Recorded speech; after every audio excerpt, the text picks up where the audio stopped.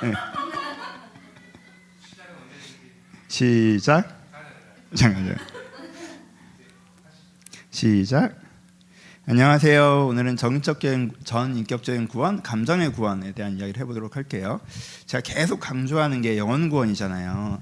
여러분들 아름다운 본 모습이라는 게 있어요. 그 위에 이제 먼지가 쌓여 있어서 그 먼지를 제거해야 진짜 괜찮은 내 모습이 나온단 말이에요. 여러분 집을 생각해 보세요. 아무리 좋은 집도 청소가 안 돼 있고 먼지가 쌓여 있으면 사람이 생활할 수 있을 거로 느껴지지 않아요. 한 1년 동안, 2년 동안, 3년 동안 사람이 안 들어온 집은요, 들어가서 숨쉬기도 어려운 공간이 될 거란 말이에요. 그렇죠?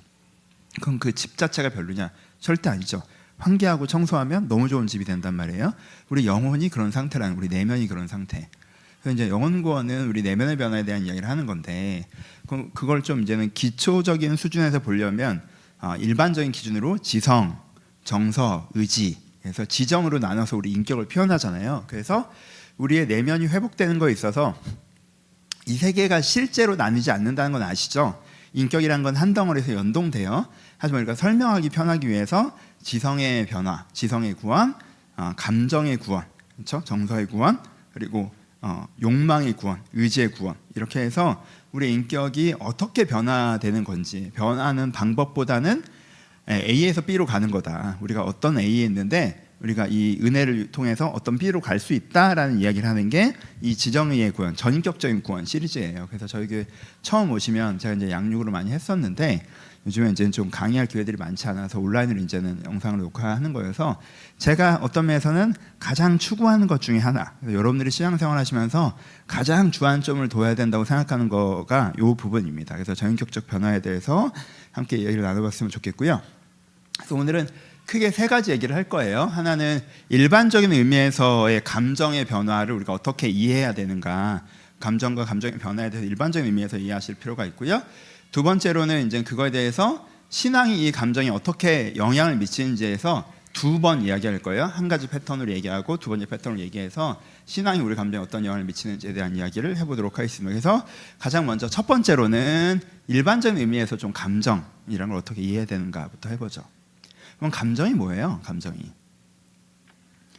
감정은요, 그냥 포장해서 표현하면 내가 나에게 말을 걸어오는 거예요. 감정은 내가 나에게 말을 걸어오는 것이다. 그러니까 감정은 감정 자체가 원인이 아니에요. 어떤 원인이 있어서 이 감정이 생긴 거예요. 그러니까 감정은 2차 반응이에요. 내가 무엇 때문에 이 감정이 생긴 거예요. 그런데 왜 감정은 내가 나에게 말을 걸어온다고 얘기하는 거예요? 그러니까 우리는 그 감정을 통해서 내가 그것을 어떻게 받아들이고 있는지 알 수가 있는 거죠. 그렇죠? 그냥 머리로는 괜찮은 모임이었어요. 근데 집에 오는데 자꾸 화가 나. 그러면 내가 나한테 말을 거는 거죠. 사실 너 이거 되게 불편했어. 네 생각이 그게 틀렸어. 그래서 내가 갖고 있는 머리로는 이해가 됐는데 뭐 맞고 틀리고를 떠나서 일단 내 입장에선 그게 화가 났어라는 거죠. 그게 내가 나한테 말을 걸어온다고 하는 거예요. 그렇죠? 내 삶에 아무 문제 없어. 근데 우울해. 그러면은 내가 나한테 어떤 말을 거는 거예요? 너 지금 네 삶이 별로야. 네가 네 삶의 어떤 부분이 지금 마음에 안 들어. 네가 괜찮다 머리로 결정하고 판단하지만 사실 너는 어떤 부분이 마음에 안 들어 라고 내가 나한테 말을 걸어오는 거란 말이에요. 그래서 감정에서 제일 중요한 건 뭐냐? 그럼 감정에서부터 뭘 시작해야 돼요? 대화를 시작하는 게 제일 중요해요. 이게 감정의 가장 기본적인 거예요. 감정은 맞고 틀리는을 떠나서 현재 내가 내 삶을 어떻게 받아들이고 있는지에 대해서 내가 나에게 이야기를 걸어오는 거기 때문에 그 감정 이야기 거는 것들에 내가 귀 기울이면서 내가 나 자신과 대화를 시작하는 것, 이게 감정의 가장 중요한 패턴입니다. 근데 우리가 뭘 잘 안 하느냐, 우리가 일반적으로 하는 실수가 그럼 뭐예요? 우리가 보통 감정에서 문제가 있다고 얘기하는 건 거의 이 부분에 해당되는 게 내가 내 감정을 어떻게 하는 거예요? 거절하는 거죠. 거절한다는 게 뭐예요? 그 감정으로부터 대화를 시작하지 않는 거예요. 첫 번째는 뭡니까? 억압이죠. 외면. 내가 화가 나는데 화낼 일 아니야. 제가 여러 번 얘기하지만 되게 이상한 문장이 기분 나쁘게 생각하지 마 하잖아요. 기분이 나쁜 건 생각이 아니거든. 생각이 아니야. 감정이지. 그렇죠? 근데 자꾸 근데 이런 식으로 하죠. 이거는 기분 나쁘게 생각할 게 아니야. 이거는 괜찮은 거야. 그래서 내 감정을 내가 누르는 거죠. 그렇죠? 이전 세대가 많이 썼죠. 우리 윗세대가 많이 썼어요. 그래서 감정에 대해서 눌렀기 때문에 사실 자기가 어떤 감정을 가지고 있는지 잘 못 느낄 정도로 감정을 이제 외면하는 거죠. 외면하는 거예요. 그렇죠? 외면하는 방법이라는 거. 근데 감정을 이렇게 외면하다 보면 감정이라는 건 수용되지 않으면 흘러가지 않고 내면에 축적되거든요. 그러니까 중금속처럼 이제 빠져나가질 않아요. 그럼 나중에 어떻게 되느냐 하면은 그게 이제 창고에 꽉 차 있으면 이게 넘치는 지점이 오잖아요. 그럼 어떻게 돼요?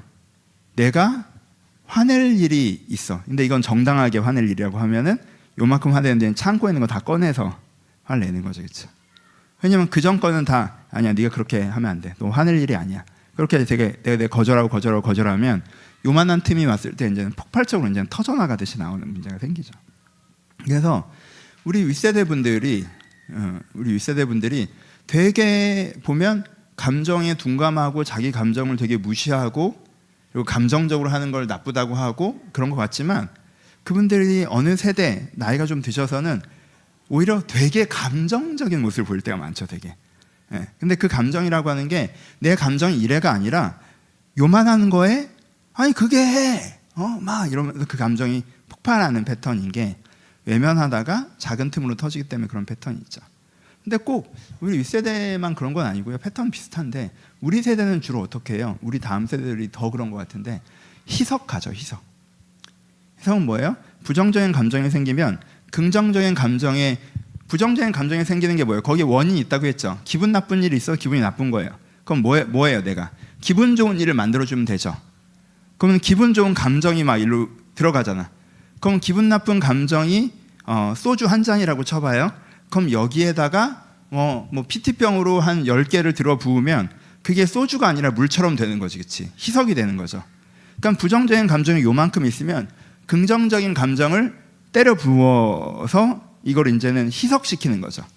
이거 우리가 보통 많이 쓰는 방법이죠. 되게. 근데 이걸 우리가 뭘로 부르면서 착각하냐면 이걸 스트레스 해소라고 부르는 경우가 많죠. 되게. 그래서 그냥 기분 나쁜 일 있으면 뭐 놀고 오락하고 맛있는 거 먹으러 가고 기분 좋은 일을 나한테 만들어주는 거죠. 그래서 그 기분 좋은 일을 만들어줬기 때문에 이게 기분 나쁜 일이 이제는 되게 옅어지는 거죠. 그렇죠? 근데 여러분 사실은 내가 그 감정 자체를 수용한 게 아니기 때문에 그 감정 자체는 없어졌어요? 남아있어요? 남아있죠. 남아있단 말이에요. 그러니까 이걸 해도 그게 사라지는 건 아니에요. 그러다 보면 어떻게 돼요? 한계가 생기죠. 왜냐하면 이건 남아있어요. 그럼 그 다음에 기분 나쁜 일이 생겼어. 그러면 그 다음엔 2개잖아요. 사실. 그럼 2개를 희석시키려면 더 재밌게 놀아야 되거든요. 그 다음에 또 무슨 일이 생겼어. 그럼 그 다음엔 3개잖아요. 그 다음엔 5개, 그 다음엔 10개, 그 다음엔 20개. 기분 나쁜 일이 하나 생겨도 나는 사실 그걸로 건드려져서 다 올라오기 때문에 21개를 희석시킬 양이 필요하게 되거든요. 그럼 얼마나 신나게 놀아야겠어. 얼마나 재밌어야겠어. 그렇죠? 그게 이제 한계에 봉착하죠. 그러니까 좀 더 자극적인 걸 찾고 좀 더 자극적인 걸 찾거나 근데 자극적인 걸 찾려도 시간과 돈이 있어야 되니까 여러분들이 뭘 찾아요? 싼 걸 찾죠. 싼 거. 14,000원이냐 요즘에? 이렇게 유튜브 같은 거 이렇게 싼 거. 제일 싼 거. 그렇죠?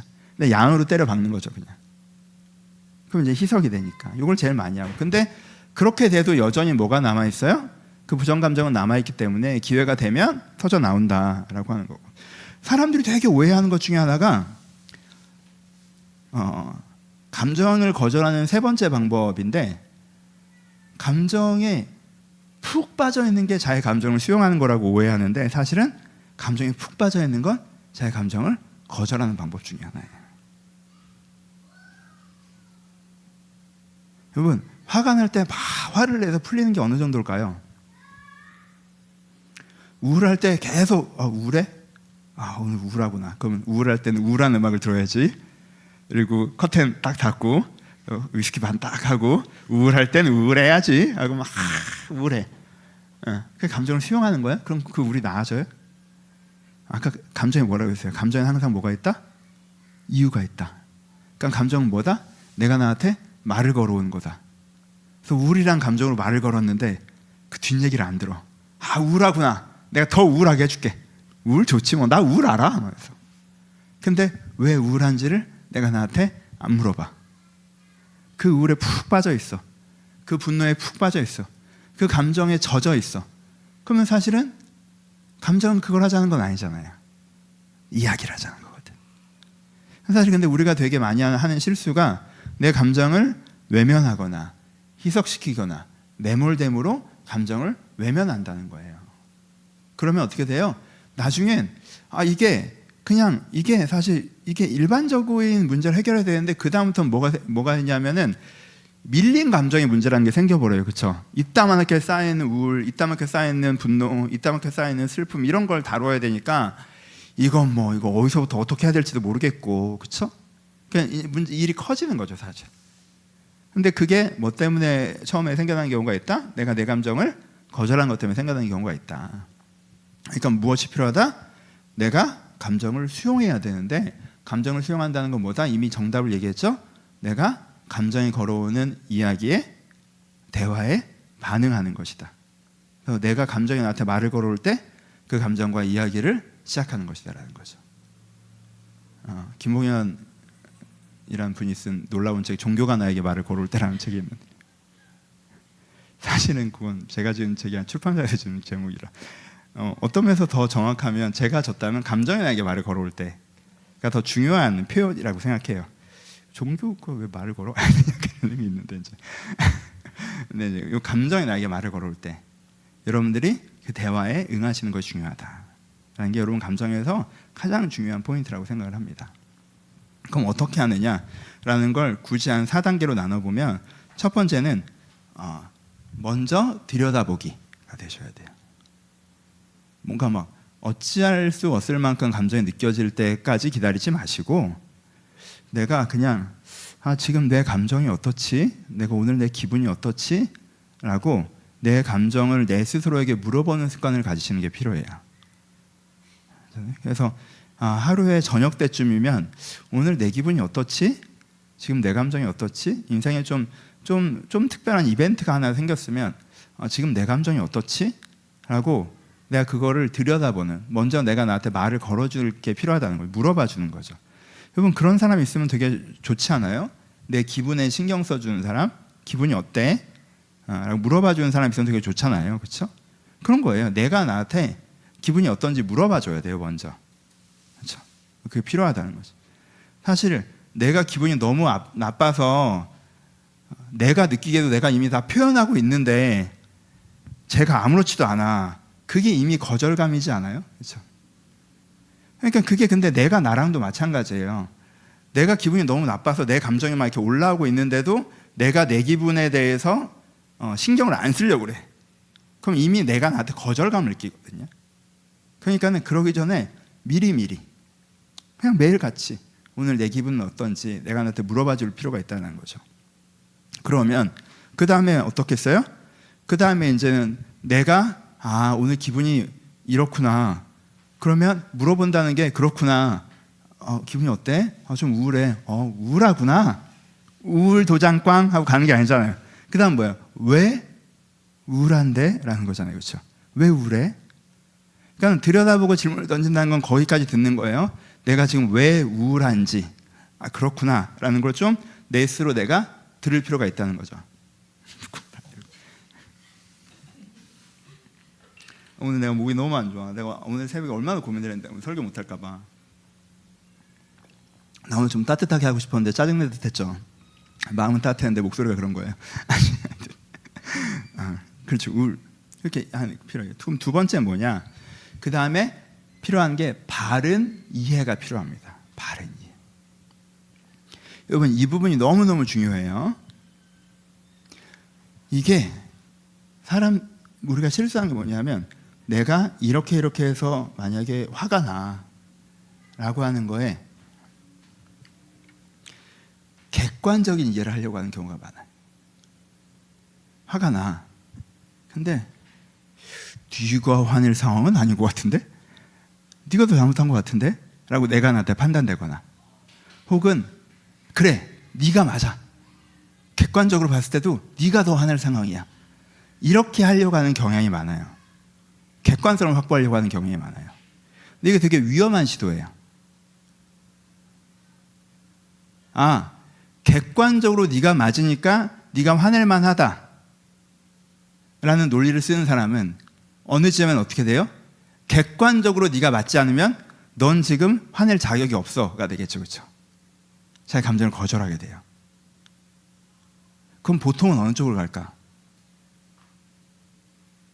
마치 내가 객관적으로 맞는 것처럼 나를 합리화하겠죠.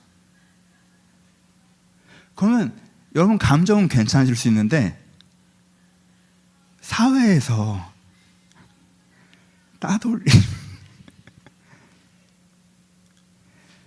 여러분 자기 감정에 대해서는요 객관적인 인증을 꼭 받아야 되는 게 아니에요. 그렇죠? 객관적인 인증을 받아야 되는 게 아니에요. 그걸 받아야 된다고 생각하면 사람이 어떻게 해요?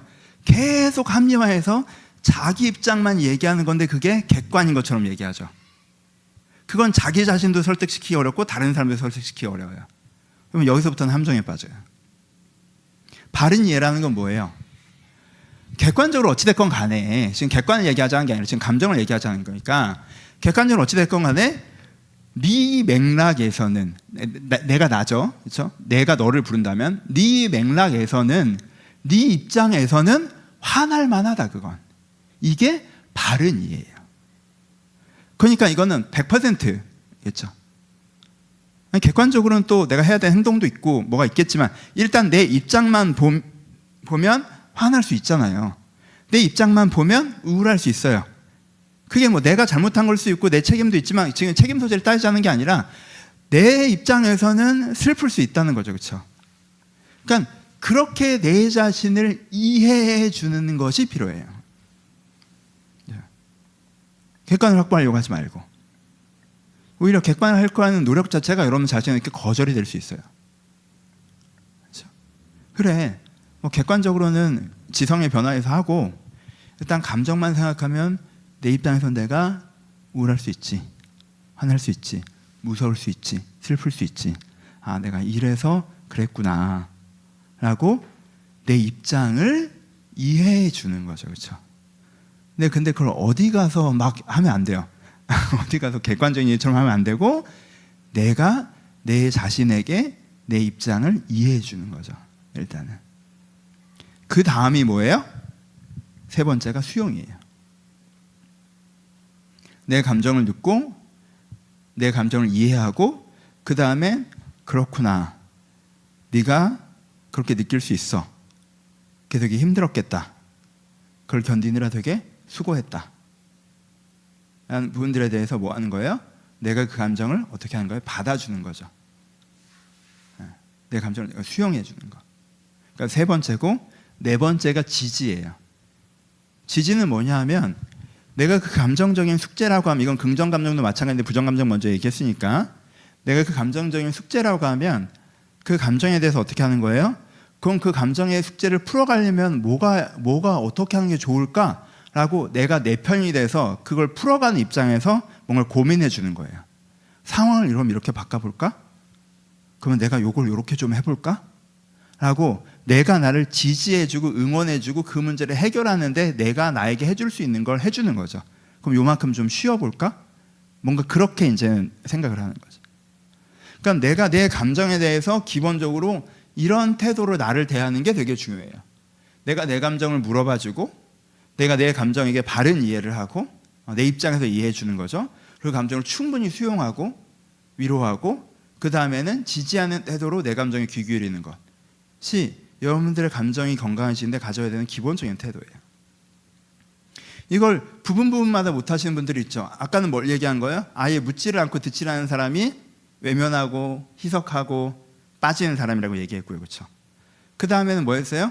아까도 잠깐 얘기했죠. 바른 이해를 안 하고 자꾸 객관적인 이해, 스승질하려고 하는, 내가 나한테 이렇게. 근데 사실 이 과정이 혼자 명상하듯 하는 것도 하지만 보통은 글을 쓰는 거잖아요. 이게 내가 나와 대화하는 글 쓰는 게 되게 도움이 되는데 일기처럼 이렇게 써내려 가시는 건데 내 오늘 기분이 어떤가 해서 나는 이런 기분이다, 이런 이유인 것 같다, 나는 이 패턴이 문제다, 객관적으로 이런 부분이 문제다, 한심한 것, 몇 번 결단을 해도 고치지 못하는 것 이러면 이러면 내가 나한테 감정을 드러내겠니? 그렇죠? 그거 여러 번 하면 내 감정을 내가 느끼려고 해도 잘 안 느껴질 거야. 그냥 거기서 욕을 못하는 사람이 있다는 거, 아까 얘기한 것처럼 객관적인 이해를 자꾸 하려고. 아니면 합리화를 하는 거. 난 그럴만했다. 걔가 잘못한 거다. 그게 문제다. 사회 구조가 문제고. 계속 객관적으로 확보하려고 하는 거예요. 그렇죠? 근데 자기도 자기가 설득되지 않으니까 막 그러는 거거든. 그게 아니라 나는 그렇게 느낄만 했다. 객관적이고 타인의 입장 뭐고 일단은 내가 그렇게 느낄만 했다 하는 거. 막 그걸 적고, 그래서 나를 응원하는 말이나 위로하는 말들이 있고, 그리고 그럼 내가 이것을 어떻게 풀어갈 수 있을까? 라고 지지하는 말들이나 고민들을 적고, 이런 식으로 하는 거죠. 이게 내가 내 감정을 수용하는 과정이에요. 그래서 근데 그런 거 있잖아요. 여러분, 어떤 분들은 가끔 이게 나쁜 것까지는 아닌데 너무 잘 들어줘, 너무 잘 이해해줘. 근데 그 다음부터는 나한테 약간 관심이 없는 것 같아. 하면 좀 섭섭할 수도 있잖아요, 그렇죠? 그러니까는 내가 나한테는 잘 할 수 있도록 피드백까지 계속 해주는 거죠, 그렇죠? 해보자. 그래서 다음 날도 그래서 좀 이렇게 하니까 좀 괜찮아진 것 같아. 라는 것들도 이제 이어지는 거죠, 좀. 그렇죠? 이렇게 딱 쓰고, 지금 당장 기분 조금 괜찮아졌으니까 오케이 하고 잊어버리고, 또 그만큼 기분 안 좋아서 다시 떨치를 치는 게 아니라, 요거에 대해서 다음 날도 한번 보고, 그래도 이러니까 좀 좋아진 것 같다. 좀 이렇게 해보자. 이렇게 되는 게 내 감정을 추스러가는 자기 수용이라고 합니다. 그렇죠?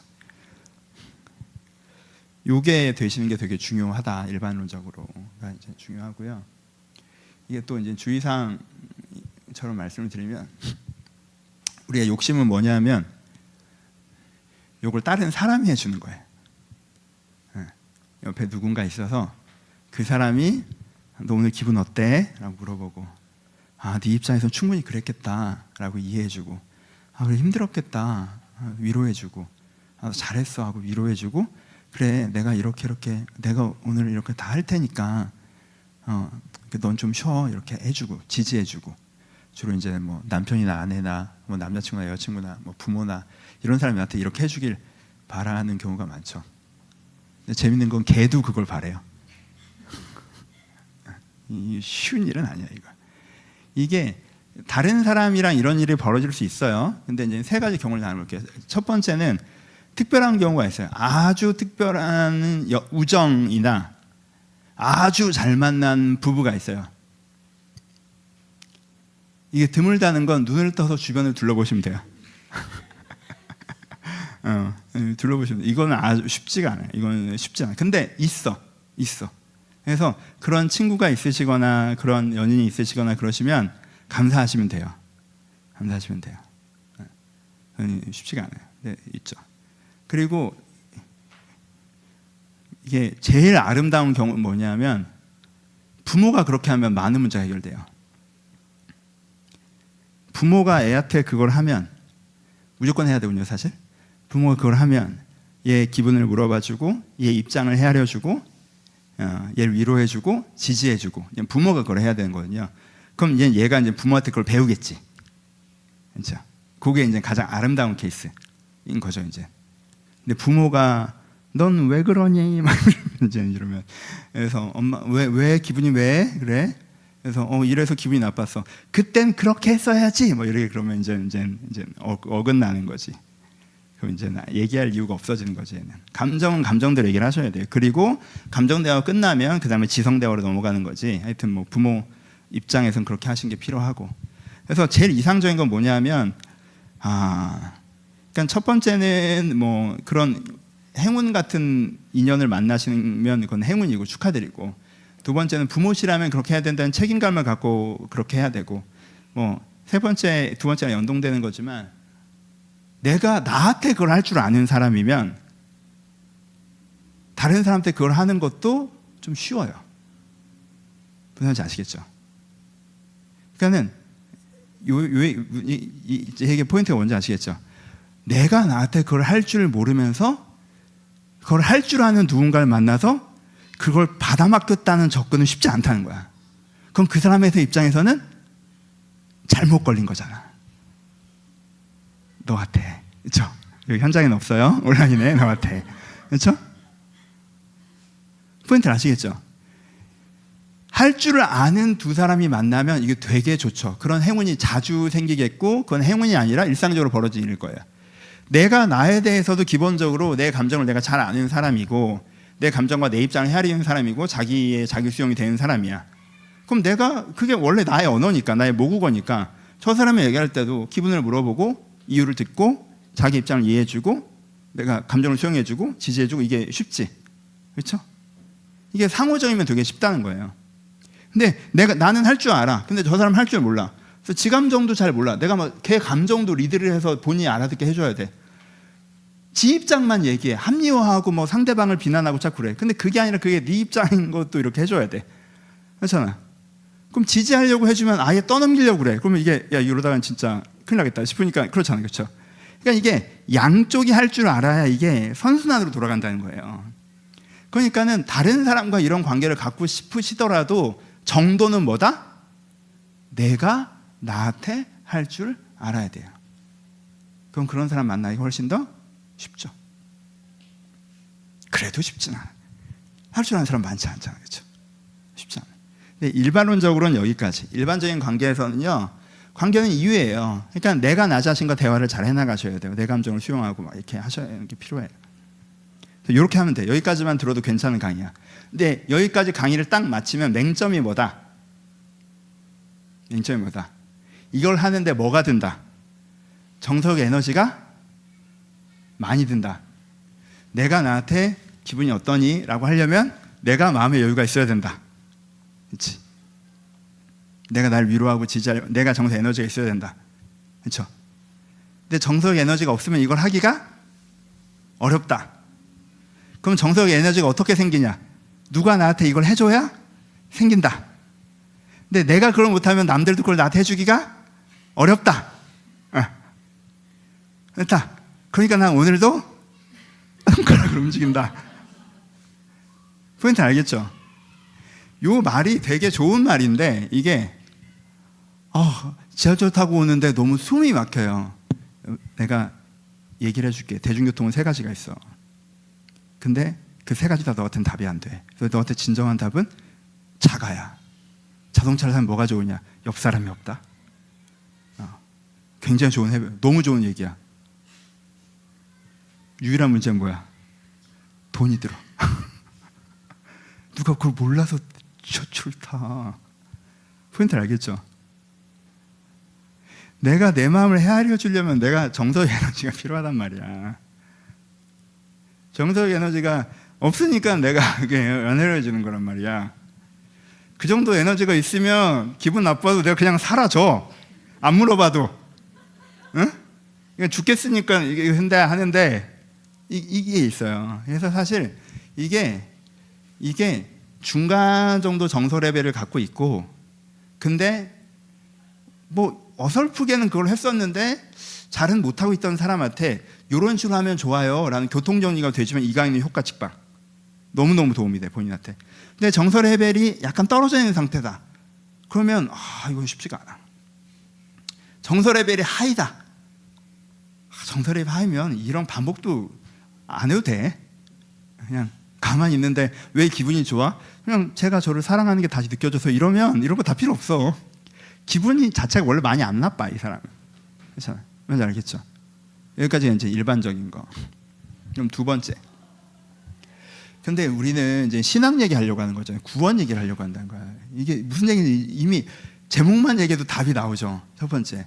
근데 여러분들이 신앙이 깊어지면 뭐가 된다? 뭐가 된다? 하나님과 수용적인 관계가 된다. 하나님은 여러분들에게 기본적으로 어떤 태도시다? 하나님이 여러분들의 감정에 무관심하시고 여러분들의 객관적인 기준으로 평가하시고 어떻게 하는지 얘기했으니까 네가 알아서 해라라고 던져놓으시는 존재가 아니라 여러분들 감정에 깊은 관심을 갖고 계시고 여러분들의 입장을 수용하시고 여러분의 정서의 문제를 풀어갈 수 있도록 지지하시는 분이라는 거죠. 그렇죠? 하나님 나를 사랑하는 자, 하나님 나를 사랑한단 말이야.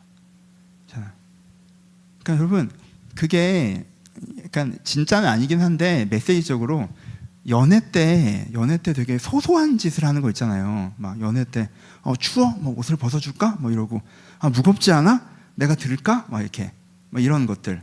그래서 어때? 괜찮아? 막 이런 거 하는 게 뭐예요? 그 사람의 어떤 거에 관심이 많아지는 거죠, 그렇죠? 이게 왜 무거워? 안 무겁지, 그렇잖아요. 근데 관심이 많아진 거에서 디테일하게 하나님이 뭐라고 하세요? 우리한테 그렇게 관심이 많으시는 거예요. 왜? 사랑하시니까. 내가 너로 인하여 기쁨을 이기지 못하시니 너희가 하나님 너와가 너희 가운데 계시니 너를 잠잠히 사랑하시며. 하나님이 나를 사랑하시기 때문에 이런 소소한 정서적 관심을 나한테 가지고 계세요. 그래서 하나님은 나에 대해서 내 감정을 물어보시는 분이시고 내 입장을 헤아려 주시는 바른 이해를 해주시는 분이시고 내 감정을 수용하고 나를 지지해 주시는 분이라는 거죠. 하나님과 이런 정서적 대화가 나누어지면 뭐가 생겨요?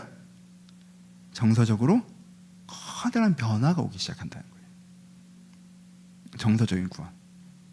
보세요. 구체적인 걸 예를 들어볼까요? 내가 만약에 우울해요. 우울이라는 감정의 이유는 뭐예요? 우울은 기본적으로 거절감에서 와요. 내가 파티에 갔는데 사람들이 나를 함부로 대하면 분노하고요. 아무도 나를 아는 척을 하지 않으면 우울해. 그래서 우울은 존재 부정이거든요. 산후 우울증. 세상에서 내가 난 여기 있는데 세상에 나를 없는 존재처럼 하는 것 같아. 직장에서의 우울증. 내가 나름 열심히 일을 하고 있고 내가 중요한 사람인데 여기서는 나를 무슨 부품 취급을 해. 그렇잖아. 이 사회가 갖고 있는 만성적인 우울증, 인형인간 취급. 너 같은 건 없어도 돼라고 사회가 나한테 매일 얘기하는 것 같아. 그럼 내가 또 우울하단 말이야, 그렇지? 내가 만약 내가 내 자신에 대해서 사람들이 소중하게 하지 않고 나는 없어도 되는 존재인 것처럼 하는 거가 이제 우울이거든요. 그래서 우울이 가장 위험하다고 하는 이유는 그거예요. 우울은 뭡니까? 난 존재하는데 사람들이 나를 존재하지 않는다고 한단 말이에요. 이 모순에 서 있는 게 우울이에요. 이 모순이 힘들다고. 난 존재해. 근데 내 가족이 나를 없는 사람 취급해. 그 모순이란 말이에요. 난 존재해. 근데 이 사회가 나를 없는 사람 취급해. 그게 우울이란 말이에요. 이게 모순이란 말이에요. 이 모순을 해결하는 방법이 뭡니까? 내 존재감을 부각시키는 거죠. 그렇죠? 근데 내 존재감을 부각시킬 수 없다라고 본인이 느끼면 이 모순을 해결하는 방법이 내가 나를 진짜 없애면 이 모순이 해결되잖아. 그래서 우울은 자살 충동으로 가는 거예요. 이 모순을 해결하고 싶은 거란 말이에요. 그래서 우울이 그래서 되게 심각한 감정이에요. 사람들이 나를 없는 취급하는 게 너무 힘들면 내가 어느 점에서 갑자기 죽고 싶다는 생각이 드는 게 그냥 내가 없어져 버렸으면 좋겠어라고 얘기하는 게 이 모순을 해결하고 싶은 거란 말이에요, 사실은. 근데 여러분, 내가 어디 가서 내가 부당한 대우를 받았어. 아니, 어디 가서 내가 어디 모임에 갔는데 없는 사람 취급을 받았어. 없는 사람 취급을 받았어. 근데 다른 모임에 가면 나는 너무 중요한 사람이야. 너무 소중한 사람이야. 다른 모임에 가면 난 환대를 받아. 그러면 여기서 내가 부정적인 그런 없는 사람 취급을 받은 게 우울감으로 올까요? 아니죠. 불쾌감으로만 오죠. 사람 불러놓고 뭐 하는 거야? 이러면 왜 오라고 그런 거야 도대체? 그래서 이걸 부당하다고 느끼고 불쾌감으로 오지 우울함으로 안 와요. 근데 내가 모임에 아무것도 없어. 근데 아무도 날 안 불러. 오랜만에 동창들이 날 불렀어. 그래서 그래 그럼 이 관계라도 좀 복원해 볼까 하고 나갔는데 그냥 지들끼리만 떠들어. 그럼 이제는 집에 너무 우울하지. 이런 식이란 말이겠죠. 그러니까 내가 환대 모임과 관계가 있으면 이 우울이라는 게 깊이 나한테 스며들지 않아요. 이게 그냥 장면이 된다고. 그렇잖아요. 제가 원래 자존감이 높은 것도 있지만 사실 목회하면서 얼마나 많은 격려를 받습니까? 여러분들이 저를 환대해 주잖아요. 기본적으로는 뭐 무시당할 때도 있긴 하지만 지금 기본 한 80~90%는 나를 환대해 준단 말이야. 환영해 주고 내가 어쩌다가 집에 가고 이러면 막 음식도 막 이렇게 정말 어제도 수경이네 집에 신방을 갔는데 무슨 음식을 너무 잘해준 거야. 목사님 오랜만에 오신대 하고 막 음식을 차려주면 내가 환대를 받잖아. 또 얘기도 목사님 마셔도 너무 좋다고. 아니 내가 온 게 왜 좋아 도대체. 이제 너무 좋잖아요. 그럼 환대를 받으면 괜찮아요? 그럼 너무 좋죠. 그럼 다른 모임에 가서 좀 무시를 당해서 집에 가서 냉장고를 열어서 뭘 먹으려고 했더니 그 이한이 거니까 손대지 말라 뭐 이런 대우를 받아도 재밌자고 하는 얘기야. 알지? 그게 현장에 있어서 하는 거야. 이런 대우를 받아도 괜찮은 거지. 예. 그런 모임, 그런 관계. 아이들이 봐요. 내가 학교에서는 좀 무시를, 애들이 나랑 안 놀아줘. 그래도 집에 오고 동네 친구들 만나면 집에서 난 너무 소중한 애고 우리 모임에서 내가 리더야. 리더십에 있어. 그러면 불쾌하지 우울하진 않지. 근데 이게 어디서 경험돼야 된다? 하나님과 관계에서. 그렇죠? 사회에서는 내가 별거 아니고 막 우울감이 오는데 내 직장을 생각하거나 사회 위치를 생각하거나 관계에서 사람들이 나한테 무시한 것 같고 막 그래서 우울감이 왔는데 내가 기도의 자리에 나가고 하나님을 생각하면 하나님이 진짜 기쁨을 이기지 못해. 내 감정이 막 바들바들 떠져. 너 괜찮아? 막 이렇게. 그래서 막 너무 소중해 하셔 막 나를. 하나님 앞에 내가 정말 소중한 존재라는 게 내가 느껴져. 그럼 내 기본 감정은 뭐로 와요? 내 기본 감정은 행복감으로 오죠. 이 변화예요. 패턴을 아시겠죠? 내가 사회에서 분노해요. 여러분 분노는 부당함에서 옵니까? 아니요. 분노는 부당함이 정당함의 자리에 서 있을 때 와요. 안 좋은 일 누가 잘못했어. 그런데 본인이 죄송해요 막. 근데 막 분노해요. 막 똑바로 하란 말이야. 뭐 이렇게 돼요. 근데 그때 분노한 우리 진짜 분노는 뭐야? 저 사람이 잘못하고 있는데 권력이 있다는 이유만으로 모두 다 말을 못하고 슬슬 기고 있고 그 사람은 계속 이렇게 잘못하고 그때 우리 분노가 제일 크게 오죠. 약간 왜? 부당함이 정당함의 자리에 앉아있을 때 분노가 크게 온단 말이야. 그래서 우리나라 사람들이 다 약간 많이 화가 나 있죠. 뭔가 우리나라 사람들은 그 생각이 많아. 근데 그거 양날의 검인 거 아시죠?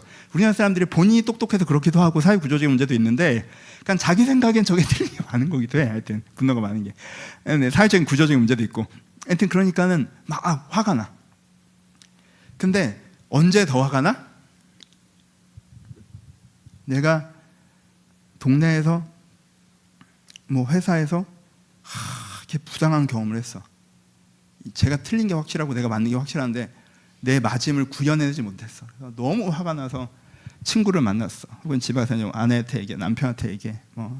나 이런 부당한 일을 겪었다. 근데 걔가 네가 잘못했네 뭐 이래. 그럼 이제는 넌 누구 편이냐 뭐. 내가 편을 드는 사람이 아니라 난 심판관이고 선한 정의의 수호자다 뭐 이러면 닥쳐라 뭐 이러고 또 싸우는 거야. 편 들어줄 생각하면 나한테 말하지 마라 뭐 이러면서 난 정의의 수호자니까 네 편이 아니다 막 난 정의의 편 막 이러면 막 내가 하는 짓이야. 정의의 수호자 알죠? 편을 안 들어줘. 그럼 더 화나지. 막 분노가 막 얘보다 얘가 더 싫어. 왜냐하면 얘는 분노의 원고인데 얘는 투고거든. 그래서 1점 더블. 그래서 얘는 너무 싫어. 너무 싫어. 그렇죠? 그렇죠? 무슨 포인지 아시겠죠? 그럼 분노는 언제 해결되겠어요? 네가 맞아 라는 지지거나 혹은 내가 충분히 부끄러움을 느낄 만큼 나의 틀림을 알려줄 때 오죠. 해소되죠. 그렇죠? 내가 부끄러울 만큼 나의 틀림을 알려주시면 분노 다 사라져. 부끄러운 내 목 이렇게 되는 거고. 근데 하나님이 네가 맞아. 저것들 내가 가만두지 않을 거야. 이러면 분노는 지지에서 오죠. 그렇죠? 그러면 내 마음이 이 분노에서 뭐가 돼요? 분노에서 열정으로 바뀌죠. 막 화가 나는 게 아니라 그래 저건 잘못됐어. 바른 게 세워질 거야. 정말 좋겠다. 열정으로 오죠. 그렇죠? 하나님의 지지. 이런 식이에요. 두려움은 어디에서 옵니까? 두려움은 나약함에서 와요. 내가 처리해야 되는 일은 10인데 내 능력은 3이야. 그럼 그 공백인 7만큼 뭐로 와요? 두려움으로 오죠. 두려움의 다른 표현은 무엇입니까? 불안이죠. 그러니까 한국에서 굉장히 크게 문제되는 정서가 우울과 분노와 불안이네. 다 있네. 불안하단 말이야. 그렇죠? 불안이란 감정이 되게 힘든 감정이죠, 사실. 불안은 약간 프라이팬 위에 있는 느낌이잖아. 이게 불안, 두렵고 불안하고 전전긍긍하게 되고 집착하게 되고 여유가 없어지고, 그렇죠? 약간 강박적이 되고 계획에 몰두하게 되고 다른 걸 볼 마음의 여유가 없어지고 여기 압도되고 매몰되고 이 불안이란 감정을 한번 느끼면 다른 게 눈에 안 들어오고 어떤 면에서는 진짜 이렇게 우울만큼이나 위험한, 사실 분노가 더 위험하긴 한데 분노는 본인한테 해롭기보다 타인에게 해로워. 그러니까 우울이 극단적으로 하면 자살을 하고요, 분노가 극단적으로 하면 어디 가서 뭐 휘둘러 애들이. 뭔지 알겠죠? 그러니까 이게, 근데 세 번째, 불안이 극단적으로 가면 신경쇠약 같은 게 오죠, 그렇죠? 그리고 이제 자기 자신의 어떤 신체 기능이 더 망가지기 시작하는 건 불안입니다, 사실.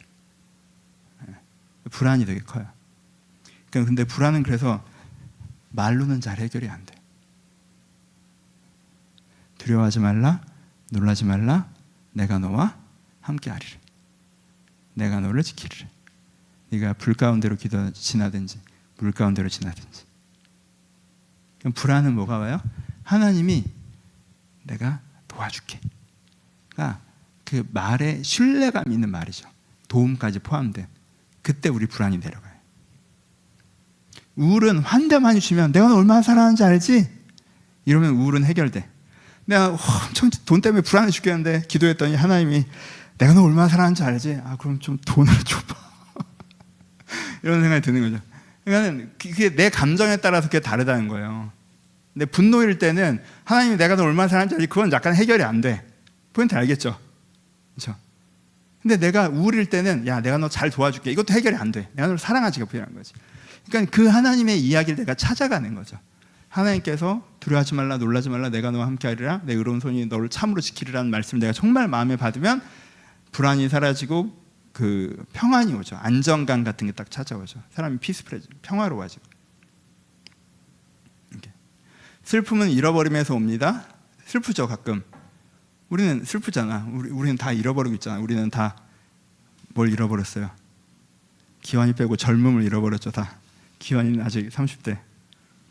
우리는 다, 그렇죠? 젊음을 잃어버렸어요. 돌아오지 않아요. 진짜 웃긴 거 알지? 우리끼리 앉아서 청년공동체로 가끔 부르는 거. 난 니네가 무슨 말을 하는지 모르겠어. 저번에 어떤 청소년이라는 얘기하는데 본인 할머니가 나랑 8살 차이밖에 안 나더라고. 그래서 내가 야, 작은 할아버지라고 불러라 그랬어. 슬픔은 잃어버리면서 내가 뭘 잃어버렸다 그러면 슬퍼요. 그래서 슬픔도 똑같아요. 슬픔은 위로받음으로 그 제대신 화관을 내게, 슬픔 대신 이렇게 기쁨이 우리한테 오는 것은 다시 채움으로 와요. 그렇죠? 내가 이건 잃어버렸지만 내가 젊음은 잃어버렸고, 저도 건강을 잃어버렸고, 잃어버렸지만 하나님께서 이 50대에 맞는 무엇으로 나한테 채우셨구나. 내가 잃어버린 것보다 받은 게 더 크다라고 느껴질 때 나한테 슬픔에서 진짜 진화감이라는 게 있거든요. 위로받음이라는 게 있어요. 그러니까 이런 하나님과의 관계성 자체가 뭘 바꾼다? 우리의 감정선을 바꾼다는 거예요. 그래서 이게 뭐 여러분들 감정의 구원이라고 하면 내가 뭐 무슨 일이 생겼는데 화도 하나도 안 나고 뭐 마음이 평화롭고 그런 게 아니죠. 근데 여러분 그런 거죠. 보세요. 남들 보기엔 어떻게 보여요?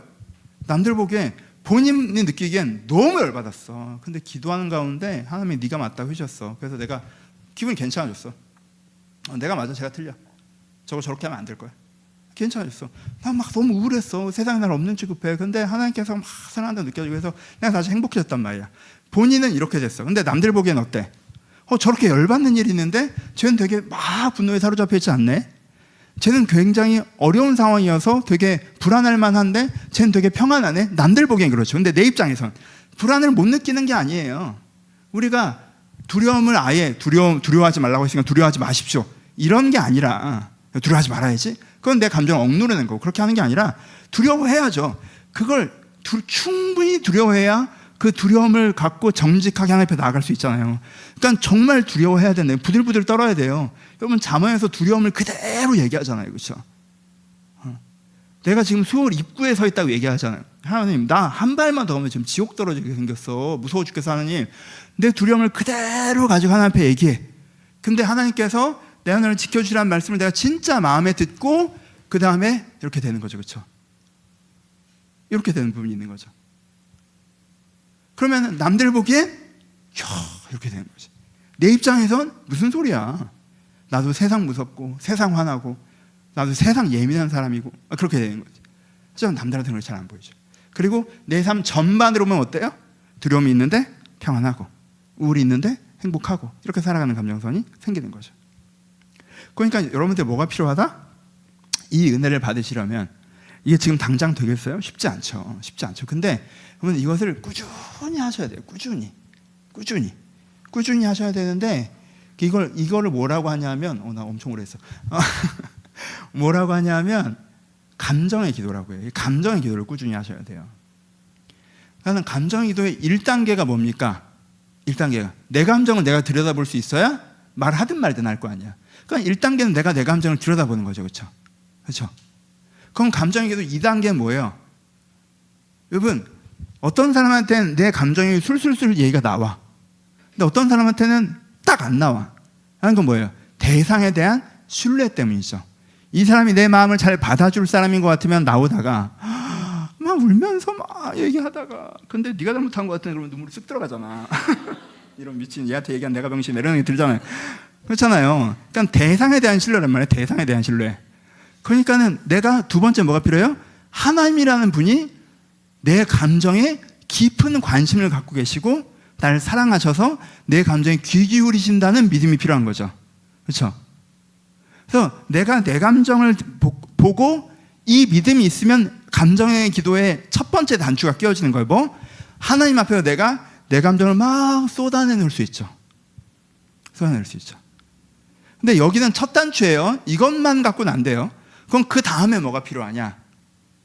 하나님이 나를 기뻐하신다는 믿음. 우울 같은 경우엔 하나님께서 나를 지지하신다는 신뢰.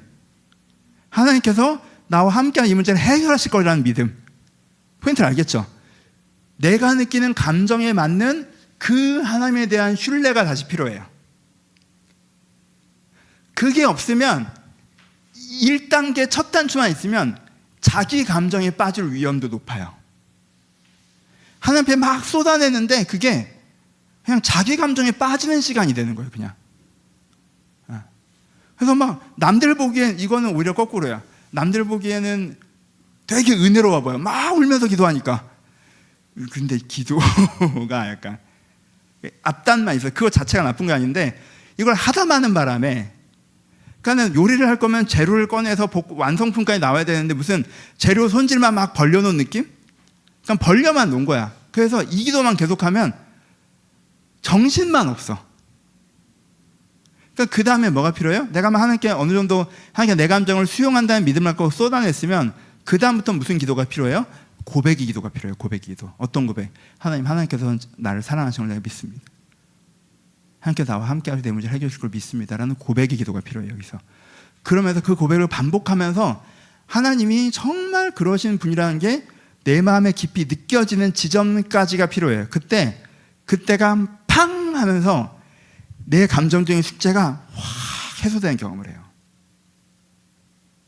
막 그 감정에 사로잡혀서 하나님 내가 너무 화가 나고 막 이렇게 기도하다가 하나님께서 나를 지지하신다라는 게 내가 믿음의 고백만 드렸지만 입술로만 있다가 내가 반복해서 읊조리듯이 또 고백하는 가운데 하나님께서 내가 진짜 함께 하시고 나를 지지하신다는 게 확실히 딱 신뢰되면 내 안에서 진짜 탕 하고 다 해결돼. 이 문제가 갑자기 순식간에 감정이 해소감을 확 경험하는 순간이 와요. 그럼 이제 그 다음에 뭘 하는 거예요? 그 다음에 긍정적 감정이 내가 찾아오거든요. 그것도 되게 오래 묵상하면서 누리셔야 돼요. 이게 잘하면 찬양이라고 표현을 하는 거고 시편에서 말씀드렸던 이걸 읊조리는 거가 될 수도 있고 그래서 이 행복감을 깊이 새기는 거예요. 이 자신감을 깊이 새기는 거야. 이 평안을 깊이 새기는 거야. 이 감정이 나한테 깊이 뿌리박게 하는 거예요. 왜냐하면 이렇게 뿌리박게 해서 나가면 비슷한 일이 생겨도 애초에 이번에 해놓은 요 열매가 거기서부터 날 지켜주거든. 그래서 애초에 그 비슷한 일이 생기면 애초에 내가 1차 반응도 안 하고 아니야 하나님께서 함께 하실 거야 이런 마음이 생기면 자연스럽게 되는 시점이 오거든. 그러니까 이게 내가 해야 되는 기도의 감정적인 기도의 패턴이에요. 여러분 이걸요 꾸준히 하셔야 돼요. 저는요 얻어 걸리듯이 하룻밤에 은혜 받는 걸 그렇게 별로 좋아하지 않아요. 그게 별로 중장기적으로 보면 본인 신앙에 잘 모르겠더라고. 이걸 꾸준히 하잖아요? 그러면 천천히 늘어요. 그게 진짜 내 거야. 형, 어느 날 그냥 다 같이 기도하는 기도회 가서 별 생각 없었는데 이렇게 갔다가 갑자기 어느 찬양 가사가 한번 귀에 탁 들어오더니 갑자기 내가 눈물이 막 터져서 막 울면서 울다 보니까 내 감정, 하나님 저 되게 사실 힘들어요라고 했는데 그때 막 쏟아냈더니 그런데 계속 그렇게 슬퍼하면서 힘들다고 얘기하다 갑자기 그 끝에서 내가 너랑 같이 있을 거야 라는 말씀이 들려서 너무 또 기뻐서 딱 1시간 동안 내가 뭘 겪은지도 모르게 정말 벅차오르게 이번 수련회에서 내 마음의 문제를 풀고 왔다. 여러분, 그거 다음 주에 우리 집에 살 수 있어? 다음 수련회 가면 그게 될까? 그게 쉽지가 않다고. 여러분, 그런 경험은요, 내가 시제품 맛본 것처럼 생각해야 돼. 이런 게 되는구나. 그렇잖아. 그래서 여기서 만두 드셔보세요 하고 딱 맛있네? 그거 살게요. 여러분, 맛있네는 공짜, 살게요는 유료. 아시죠? 맛있네? 하고 저거 뜯을 수가 없다고. 그러니까 그런 경험을 하셨으면 그 음식을 먹어본 거예요. 이런 감정의 구원의 은혜가 있구나. 내가 이 기도에 대한 어떤 노력과 연습도 없이 이걸 경험을 했네. 그러니까 내가 이거 진짜 좋은 거네. 내가 이거 꼭 해야겠다라고 하면 그 다음부터는 뭐 해야 된다? 차근차근. 내가 내 감정을 들여다보는 연습부터 시작하고 내가 그것들을 하나님의 나의 사랑을 신뢰하면서 아뢰는 연습부터 시작하고 근데 내가 내 감정을 들여다봤어. 근데 하나님께 얘기하려면 내가 뭔가 그냥 잘 말도 안 터지고 그래. 그럼 여러분한테 뭐가 없는 거야 지금? 하나님이 이 감정에 관심 있고 수용할 거라는 믿음이 없는 거죠. 하나님께 나한테 좀 평가될 거라는 생각도 있는 거고 그러니까 정서적으로 안 가까운 거죠. 그럼 그때는 옆으로 갔다 와야지. 하나님이랑 내가 정서적으로 가까워지는 게 나한테 굉장히 중요한 기도 제목이 돼야 되고 거기에 대한 고민이 돼야 되고 그렇죠? 그게 또 필요한 거죠. 그렇죠? 내가 거기서는 고백이 조금 더 필요한 거고 그렇죠? 하나님의 사랑을 신뢰하는 고백이 나한테 필요한 거고 그런 식으로 해나가는 거예요. 별거 아닌 것 같지만 사실 그 지점들 여러분들이 진짜 해나가잖아요. 그럼 어느 지점에서 누군가 내 얘기를 들어주는 사람이 있었으면 좋겠어. 그런 생각 안 들어. 하나님이 들어주시는데 내 감정을 꼭 사람 붙잡고 해봐야 그렇잖아요. 진짜 이게 잘 되면 별로 그냥 그래요. 그 사람과 나누는 은혜의 기쁨이 있는 거지 그렇지 않아요. 진짜 좋아. 그리고요 그때 내 감정이 나한테 흘러가. 이게 재밌는 게 뭐냐면 그런 거 있잖아요. 여러분 감정을 잘 다루지 못하잖아요. 그럼 긍정적인 감정은 금방금방 흘러가고 부정적인 감정은 안에 남죠. 좋은 일은 금방 잊어버리고 우울한 일은 오랫동안 기억한단 말이야. 근데 이게 되잖아요. 그럼 부정적인 일은 금방금방 지나가고 정반대로 진짜 돼요. 그래. 나 그때 진짜 기분 나빴는데 뭐였더라? 약간 그렇게 돼. 기억도 안 나. 그래요 진짜. 분리해야되니까 나도 분명히 그날 기분이 나빴는데 뭔가 잘 기억이 안 나. 근데 좋았던 일은 너무 기억나. 내가 그때 이래서 좋았고 그때 얼마나 좋았냐 하면 어제 일어났던 일 같아. 그럼 이게 훨씬 좋지 않아요? 여러분 어느 쪽에 더 가까워요? 부정적인 걸 얘기하면 어제 일어난 일 같아. 7년 전 얘기고 어떤 사람은 13살 때 얘기를 어제 일처럼 얘기해. 그때 엄마가 나한테 이래서 내가 어제 혼난 것처럼 감정이 다시 복잡해져가지고 야 진짜 신기하다. 거꾸로 될 수 있어요 여러분. 내가 감정을 수용하고 해소하지 않고 누적해 놓으면 이런 식으로 되는 거고 내가 하나님과 이렇게 아뢰잖아요. 그럼 긍정 감정은 깊이 새겨지고 부정 감정이 흘러가기 때문에 이게 되게 자연스럽게 된다고. 그러니까 뭘 배우셔야 돼요? 감정의 기도를 배우셔야 돼요. 감정의 기도. 그러니까는 제가 계속 얘기하잖아요. 사명의 기도가 있고 사명의 은혜가 있고 돌보심 은혜가 있고 영원권 은혜가 있잖아요. 그렇죠? 그럼 사명의 기도를 할 때는 톤이 좀 달라야 되는 거고 그렇죠? 돌보심의 기도를 할 때 톤이 좀 다른 부분이 있고요. 영혼권의 기도를 할 때 톤이 좀 다른 부분이 있어요. 괜찮아요. 돌보심의 기도는 나는 원하는데 하나님은 안 원하잖아. 그럴 수도 있잖아. 일단 내 원하는 소원의 덩어리를 갖고 일단 나가는 거란 말이야. 그러니까 하나님 앞에서 그냥 일단 때도 좀 써보고 고집도 좀 물어보고 분위기 싸하다 싶으면 머리 쳐박고 근데 불쌍한 척도 해보고 끝까지 해보는 거지. 끝까지. 그렇잖아요. 끝까지 해보는 거고 돌보심의 기도는 그렇게 그리고 안 되면 손 털고 나오고 그렇게 돌보심의 기도는 그렇게 하는 거예요.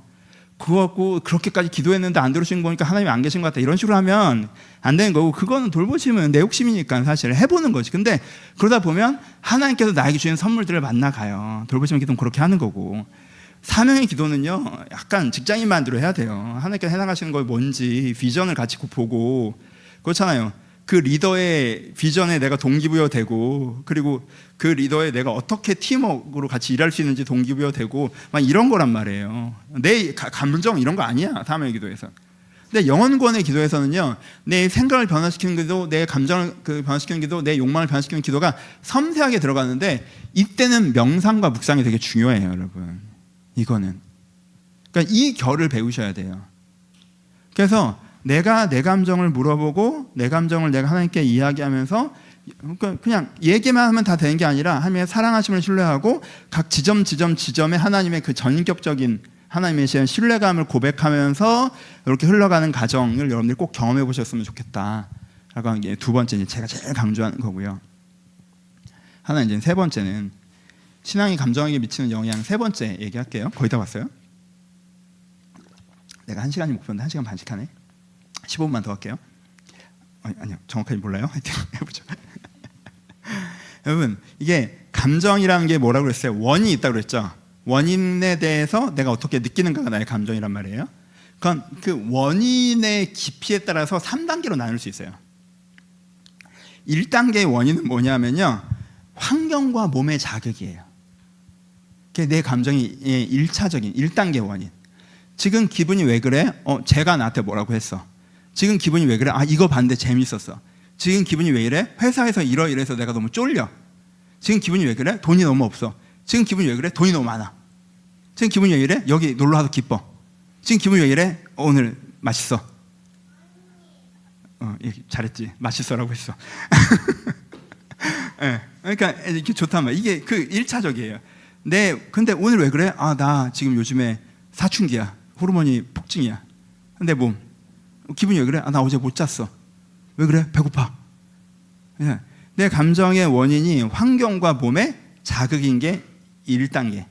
나쁘다는 얘기 아니에요. 아주 좋죠. 필요하죠. 여러분, 이걸 잘 리딩 하셔야 돼요. 그렇죠? 1단계. 오늘 이거 다른 얘기지만 정직하게 리딩 하세요. 어떤 분들은 그걸 좀 부끄러워하세요. 배고파서 기분 나쁜 거면서 뭔가 저 사람의 태도에 문제가 있어 기분 나쁘다라고 포장하시는 분들이 가끔 있어요. 그냥 먹으세요, 그럼. 먹으면 기분 풀리잖아요, 사실. 그러니까 그걸 정확하게 캐치해야 돼요. 내가 1차적인, 그냥 내 몸이 피곤해서 짜증나는 거면서 제가 나한테, 이런 사람 되게 많아요. 그러니까는 자기가 좀 고차원적인 이유가 있을 거라고 자꾸 착각을 하는 경우가 있는데, 1단계라는 게 분명 있다고. 누구나 이게 있어요. 그럼 2단계의 감정의 원인은 뭐냐라고 하면, 이걸 뭉뚱그려서 내가 내 삶 자체, 그리고 나라는 사람 자체라는 원인에서부터 오는 감정이에요. 저는 내 과거, 현재, 미래, 내가 이제까지 살아왔던 삶, 내가 어린 시절부터 지금까지 삶 전체를 바라봤을 때 우울해. 나 항상 거절의 삶을 살았어. 라는 건 이게 덩어리가 좀 커지는 거죠. 그렇죠? 내 삶에 대한 거예요. 내가 지금부터 죽을 때까지 살아갈 삶, 내 미래를 생각하면 불안해 라는 게 오는 거예요. 내 삶 전체에서 오는 감정. 그래서 내 삶 전체에서 오는 감정이 우울과 불안, 뭐 이렇게 되는 경우가 있는 거죠. 그렇죠? 그럼 넌 너를 어떻게 생각하는데, 나는 나를 생각하면 내가 나를 보면 너무 한심해. 난 나를 보면 너무 화가 나. 라는 게 이제 2단계죠. 여러분, 이게 뭐 일부러 부정 감정만 얘기하는데 긍정 감정도 있겠죠? 내가 살아온 삶을 쭉 생각했을 때 나는 되게 행복해. 내가 내 미래를 생각하면 되게 기대돼. 내가 오늘 짜증나는 일 있고 힘든 일이 있긴 하지만 내 미래를 생각하면 난 기대돼. 그리고 내가 나를 생각하면 난 내가 좀 자랑스러워. 난 나에 대해서 자부심을 느껴. 라고 하는 게 지금의 나라는 사람과 내가 갖고 있는 삶에 대해서 느끼는 감정이 이제 2단계죠. 그렇죠? 그러니까는 별로인 패턴이 일반적인 얘기, 여기까지 이제 일반적인 얘기인데, 별로인 패턴이 뭐냐면 2단계의 깊은 감정이 부정 감정이어서 1단계로 자꾸 넘어가는 경우가 있죠. 그렇죠? 이것도 여전히 희석의 패턴이겠죠. 그렇죠? 내가 깊게 내 삶을 보면 내 삶에 대한 내 감정이 안 좋아. 그냥 사람이 자꾸 가벼워지는 거야. 내 그걸 들여다보질 않고 내 깊은 감정을 거절하고 자꾸 현상적인 거. 그래서 대화를 해도 깊은 얘기를 안 해. 요즘에 삶을 어떻게 느끼는지, 미래에 대해서 어떤 마음인지 나 자신에 대해서 얘기를 안 하고 누가 어땠고 저땠고 막 이렇게 얘기하는데, 사실은 그게 보면 기본적으로 갖고 있는 우울을 건든 어떤 사건을 얘기하거나, 기본적으로 갖고 있는 불안을 겪고 있는 상태를 얘기하거나, 기본적으로 내 낮은 자존감을 건든 뭘 얘기를 하는 경우에, 사실은 이 사람은 2차 반응에 반응하는 거, 1차 반응에 반응하는 것도 아닌데 1차 반응에 대해서만 얘기하는 패턴에 들어가면 이게 어려워져요. 예. 그래서 일반론적인 얘기는 뭐냐 하면, 내가 지금 갖고 있는 1차 감정에 대해서는 그거는 얕은 감정이거든요. 그러니까 얕게 반응하시고, 내가 갖고 있는 2차 원인이죠. 2차 원인에 대해서, 그럼 내가 나 자신과 삶에서 지금 어떤 감정을 갖고 있느냐를 깊이 보신 다음에 그거를 풀어가고자 하시는 게 되게 중요해요. 그걸 풀어가고자 하시는 게. 한 걸음 더 나가면, 그래서 여기서 일반적으로 추천하는 건 뭐냐면 삶에 대한 관점을 바꾸는 거죠. 제 삶의 과거를 생각하면 우울해요. 근데 진짜 우울한 일밖에 없었니? 네가 여러 가지 힘든 상황에서도 잘해온 부분이 분명 있지 않니?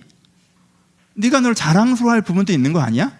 그리고 네가 여기까지 오는데 도와주시는 그런 손길들을 생각하면 감사한 부분도 되게 있지 않나? 내 삶에 대한 관점에 대한 거예요. 그렇죠? 내 미래에 대해서도 그렇게 불안하기만 한 상황인가? 이렇게 해나갈 수 있는 건 아닐까? 라는 거죠. 그렇죠? 나 자신에 대해서도 왜 넌 네 단점만 보면서 이렇게 네 아름다운 모습 분명히 있잖아. 네 장점도 분명히 있잖아. 라고 어떻게 하는 거예요? 낙관은 아니되 내 삶과 내 자신에 대해서 긍정적인 관점으로 관점을 변화시켜 주고자 하는 게 일반적으로 되게 중요한 대안이 되죠. 그렇죠? 그래서 사실은 이게 거의 다 보통의 사람들은 양쪽에 거의 등가적으로 있어요. 부정적으로 보니까 부정적인 거지, 사실 긍정적인 측면이 그만큼 있는 사람들이 대부분. 근데 7대3으로 긍정적인 부분이 7인 사람은 되게 자연스럽게 긍정적으로 보죠. 근데 한국 사람들은 5대5면 부정적으로 보는 것 같아요. 다른 나라 사람들 모르면서 한국 사람으로 이것도 참 안 좋은 버릇이야, 그렇지? 예. 좀 그런 것 같아요. 그렇죠? 근데 이제 거꾸로 8대2, 부정적으로 봐야 되는 사람이 2를 갖고 긍정적으로 보는 것도 문제예요. 그렇죠? 근데 보통은 5대5이기 때문에 5대5면 긍정적인 측면에 좀 더 감정적 무게를 두는 게 맞지 않냐라고 얘기를 하는 거지. 그치? 어찌됐건 이런 식으로 자기 자신에 대해서, 자기 자신의 큰 모습에 대해서 긍정적인 부분을 표현하고 그 긍정적인 기본 감정을 갖는 것, 그 상태에서 내 1단계 자잘한 감정적 반응에 잘 대응해 나가는 것, 이게 일반론적으로 제일 좋은 그림이에요. 그러니까 내가 오늘 뭐 때문에 어떠냐에 너무 신경 쓰기보다 내가 중심적으로 내 삶에서 어떤지 신경 쓰고 내 삶의 중심 감정이 너무 부정적이라면 그걸 긍정적인 관점으로 변화시켜 나가는 게 일반적으로 제일 중요해요. 그럼 그 힘이 생기면 내 인생에 대한 기본적인 낙관이 생긴 상태에서 내 삶의 디테일을 다루어 가면서 이 사람의 긍정적인 흐름을 갖게 되는 거죠. 요걸 하려고 하는 게 일반적으로 여러분들이 일반 서적에서 뭐 심리학 책을 보시거나 상담학 책을 보시거나 하시면 추구해야 되는 방향은 이쪽인 거예요. 요걸 하려고 하는 거예요. 그러니까 이제 제 생각인 거고. 근데 우리는 이 얘기 하려는 거 아니고, 이게 진짜인데, 이게 오늘 강의 클라이막스인데, 기독교가 얼마나 대단한 종교냐 하면 기독교는 3단계가 있어요. 이게 여러분 복음의 신비예요. 이게 진짜 이게 복음의 신비야. 여러분들 하나님 돌보심 받는 거 뭐 너무너무 중요하지만 진짜 복음의 신비는 뭐냐면요, 계속 얘기하는 거예요. 우리가 하나님의 이 복음의 고백들에 깊이 들어갈 때, 그렇죠? 우리가 보좌의 은혜가 더 깊이 나갈 때 어느 점에서 진짜 내 아름다운 모습이 딱 감각되는 거예요. 나라는 사람이 되게 아름답다는, 내 본 모습이 진짜 아름답다는 게 내가 느껴지는 지점이 와요. 혹은 하나님이 뭘 해주시냐 안 해주시냐 이 차원이 아니라, 하나님께서 내 편을 들어주셨냐 안 들어주셨냐, 하나님께서 나 좋아하냐 안 좋아하냐 이 차원이 아니라, 하나님이라는 그분이 진짜 아름답구나 라고 느껴지는 지점이 와요. 그러니까 와, 이게 있단 말이야. 진짜 정말 아름다운 자연을 볼 때보다 더, 진짜 아름다운 사람을 볼 때보다 더, 와, 진짜 아름답구나 딱 그 아름다움이 감각되는 부분이 와요. 아름다움이라는 자극이 온다는 거예요. 내가 하나님이라니 진짜 아름답구나 딱 느껴지거나, 내가 되게 아름다운 사람이구나, 내 현상적으로 내가 이제까지 뭘 해하고 안 하고 뭘 겪었고가 아니라 내 원래 모습은 참 아름답구나 라는 내 원래 모습이 보여지거나, 그리고 내가 삶을 딱 보는데 세상이라는 게, 삶이라는 게 참 아름다운 거구나 하고 그런 게 딱 느껴지는 지점이 와요. 그럼 뭐예요? 아름다움이라는 자기에 대한 감정의 반응은 뭐예요? 사랑이죠. 그렇죠? 사랑은요 2차 반응이에요. 사람들 사랑이 뭐 대단한 게 아니에요. 사랑은 아름다움에 대한 반응이에요. 사랑해야지 그게 아니야. 사랑은 1차가 아니라 사랑은 2차란 말이에요. 사랑은 하나님의 아름다우심에 대해서 딱 반응하게 되면서 하나님 완전 사랑해, 약간 이렇게 되는 거란 말이에요. 그렇잖아요. 내가 나의 아름다움을 딱 보면서 내가 나를 되게 사랑해, 이렇게 된단 말이에요. 내가 삶이라는 걸 내가 사랑하게 되는 감정이 생긴다는 거죠. 그렇죠? 아름다움에 대한 반응이란 말이야. 유튜브 보다가 어떤 친구가 그러더라고. 뭐 이렇게 1분 보니까 유병재가 질문을 했는데 대답한 분 누군지 모르고, 금사빠의 문제가 뭐냐 그랬더니 금사빠 자체는 문제가 없다. 금사빠라고 하는 건 출발선에서 순식간에 결승전으로 가는 건데, 박보검이 금사빠다 그래서 결승전에 갔다. 그럼 대부분의 사람들은 그걸, 여자분들은 따라온다는 거지. 무슨 말인지 알겠죠? 금사빠라는 패턴은 문제가 없고, 문제가 있다면 그건 너의 얼굴이다. 이게 그 과학자분의 답이더라고요. 포인트 뭔지 아시겠어요? 아름다우면 사람이 뭐예요? 쉽게 반응해요. 사랑은 어떤 면에서 막 노력해서 하는 게 아니에요. 어떤 면에서는 아름다움에 반응하는 거란 말이야. 그렇지? 그러니까 내가 하나님의 아름다움을 느끼고, 삶의 아름다움을 느끼고, 내 자신의 아름다움을 느끼잖아요. 거기 그 지점까지, 아름다움까지 내가 신앙을 딱 찍잖아. 그럼 거기에 사랑이라는 감정이 확 올라오는데, 이거는 원인이 무겁잖아. 내 존재라는 원인에 대한 내 반응이잖아. 하나님의 존재, 나라는 존재, 삶이라는 것 자체에 대한 내 감정적 반응이 사랑이잖아요. 그럼 이 사람은 뭘 갖게 돼요? 삶에 대한 그냥 전체적으로 감정의 그릇이 딱 있다면 기본 감정의 사랑을 깔고 가게 되죠. 기본 감정으로 사랑이라는 감정을 내가 내 내면에 채우고 시작해요. 뭔가 하나님을 사랑하고 나를 사랑하고 삶을 사랑하는, 난 너무 사랑해, 하나님을 사랑해 라는 아까 2단계에서 내가 괜찮은 사람인 것 같아서 자부심을 느끼는 거랑 다른 거예요. 그건 내가 나를 입증해서 되는 거고, 그게 아니라 그냥 존재 자체로 그 사랑이라는 감정이 생기잖아요. 그럼 이게 어디에 붙는지 알아요? 이게 맨 앞에 붙어요. 내가 아까 얘기했죠. 뭐가 문제라고 했어요? 에너지량이 문제라고 생각했잖아. 그럼 1차 감정을 이렇게 사랑으로 딱 쌓으면 내가 나한테 감정을 물어보는 게 어려워, 쉽지? 내 기분이 왜 이러지? 내 입장은 이럴 수 있었겠구나. 그래, 이게 너무 쉬워. 3이 생기면 2를 다뤄가는 게 되게 쉬워진다는 거예요. 이게 사실은 신앙이 여러분들의 정서에 미치는 영향이에요. 그래서 결론 냅시다. 그럼 어떻게 되는 거예요? 여러분들이 신앙생활을 진짜 잘하잖아요. 복음 안에 진짜 깊게 머물잖아요. 하나님은 사랑이시라, 기독교는 사랑의 종교잖아요. 그러면은 기독교가 사랑의 종교라는 건 사랑을 실천하는 뜻이 아니라 하나님과 너 자신을 아름다움까지 감각하라는 거예요. 사실 거기까지 가야 여러분들이 사실은 중급반을 올라간 거란 말이야. 어떤 레벨에 들어가는 거란 말이에요. 신앙적으로 여기에 딱 가잖아요. 그러면 이게 삶이 전반적으로 되게 많이 바뀌어요. 여러분들이 사실 인간적으로 생각하면요, 대부분의 사람은요, 내 안에 긍정적인 감정을 만들어내기 위해서 살아갑니다. 좋은 남자랑 결혼하면 내 안에 긍정적인 감정, 행복한 감정이 많이 있지 않을까? 내가 돈 많이 벌고 놀러 다니면 내 안에 행복한 감정이 많이 있지 않을까? 그런 거잖아요. 사실 대부분의 평범한 사람들의 발상이라고 하는 건 내가 어떤 환경적 자극을 만들어서 내 안에 긍정적 감정을 많이 만들어내고 싶다는 거예요. 근데 나한테는 부정적인 환경이 많아서 부정적 감정이 많아져. 거기에 대한 저항감이란 말이야. 감정이라는 건 사람이 되게 최종적으로 느껴요. 내 안에 너무 행복해 라는 행복감이 딱 찾아오잖아요. 그러면은 그렇잖아요. 이게 너무 귀한 음식이야. 귀한 음식이야. 너무 맛있지? 귀한 음식이야. 근데 다 먹은 것 같아. 배불러. 만족감이 딱 차오르잖아? 근데 그 다음에 다음 기회는 없으니까 처먹어. 이건 머리에서 하는 거고. 안 먹게 돼. 그 다음부터는 저항감이 생긴단 말이야. 왜? 감정이 나한테 최종적으로 느껴지기 때문에. 그러니까는 사랑이라는 감정이 딱 마음의 기본 감정으로 생기잖아요. 그러면 이 사람이 죄에 휘둘리지 잘 않아요.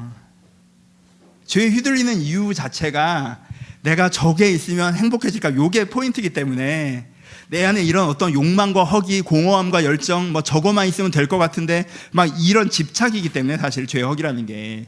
그러니까 그 사랑의 감정이 최초 감정으로 딱 남아있으면 이 사람의 인격과 삶의 태도와 사람을 대하는 자세가 전반적으로 바뀐다는 거지.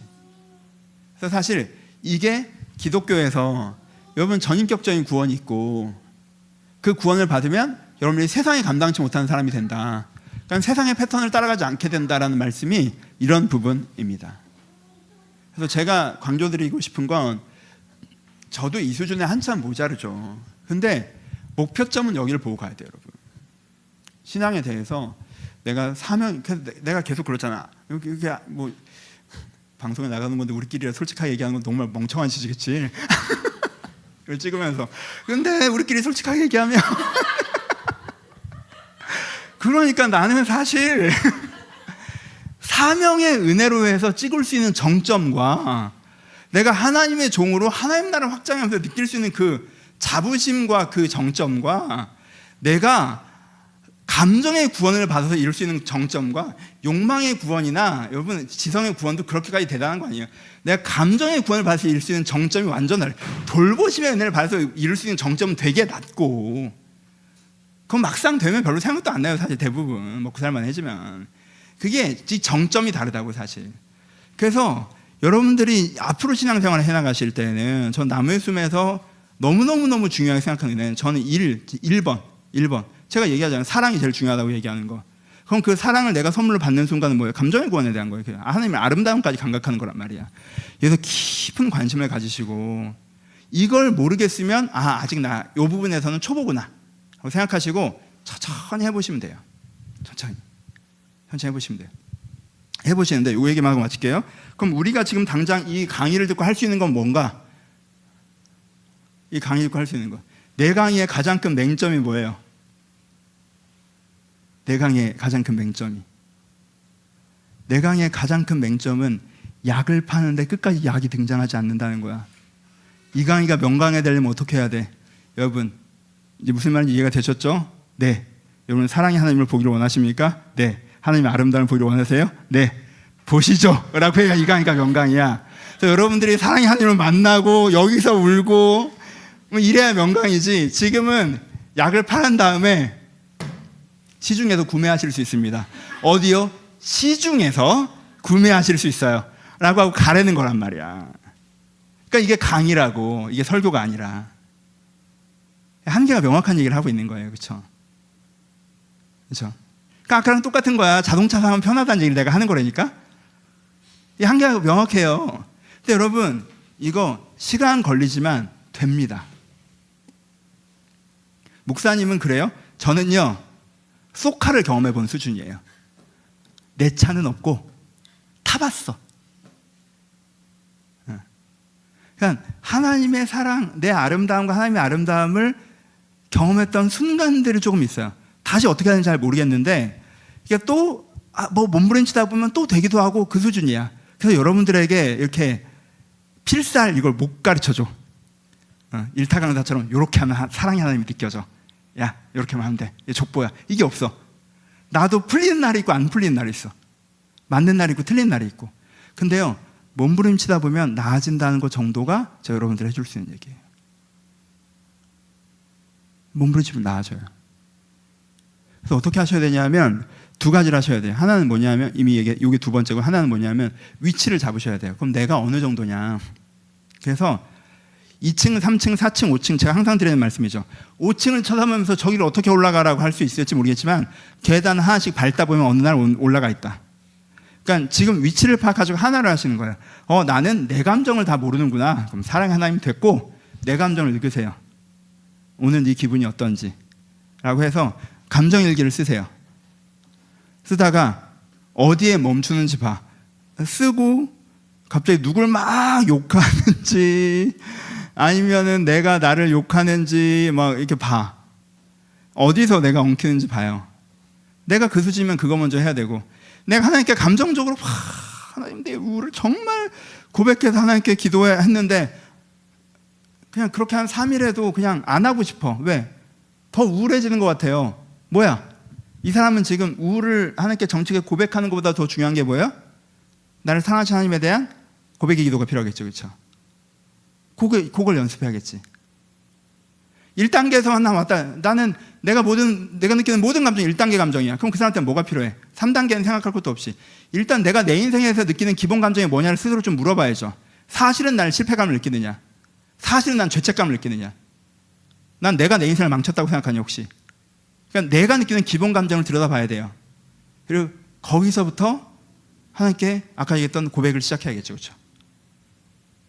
다른 건 다 되는데 요게 안 되는 거야. 진짜 하나님의 사랑은 진짜 하나님의 아름다우심을 모르겠어 라고 하면 그때는 그냥 3단계를 파야죠. 그냥 그때는 내 감정 기도하는 게 아니지. 거기까지 왔으면 내 감정 기도 이제 어느 정도 한 다음에 진짜 그 아름다우심을 보고자 한다라는 그 간구 묵상 중에 주신 은혜를 사모해야죠. 그러니까 이게 내 위치를 잡고 거기서 한 계단을 하시는 게 중요해요. 그리고 두 번째는 여기가 이게 진짜 신앙에 이게 기독교 신앙에서 갖고 있는 진짜 이게 최고 과정이니까 여기에 항상 깊은 관심을 가지시고 하셨으면 좋겠어요. 여러분 다른 종교보다 기독교가 빛나는 건 여기에요. 사랑의 종교, 감정의 구원, 아름다우신 하나님. 다른 종교와 철학이 없는 게 여기에요. 사실 이 부분이 여러분한테 큰 선물이 되었으면 좋겠습니다. 감사합니다. 예, 강의는 마쳤고요. 예, 혹시 질문 있으시면 나중에 개인적으로 해주시면 도움이 되도록 하겠습니다. 진짜 강의 듣고 질문 있으시면 나중에 개인적으로 이 얘기를 좀 한 사람한테 나눌 수 있으면 좋을 것 같습니다. 감사합니다.